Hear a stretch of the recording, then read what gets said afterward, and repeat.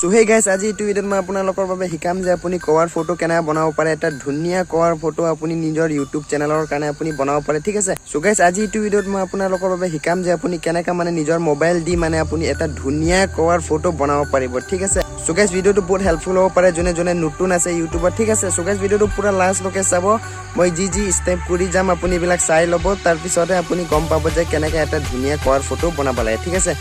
So guys, I hope যে আপোনালোকৰ বাবে এই ভিডিওটো চাই কিনে অলপ ভাল লাগিব চাগে ঠিক আছে So guys, ভিডিওটো আগতে মানে লাইক কৰি দিবা আৰু সাবস্ক্ৰাইব কৰি দিবা আৰু বেল আইকনো প্ৰেছ কৰি দিবা so that মই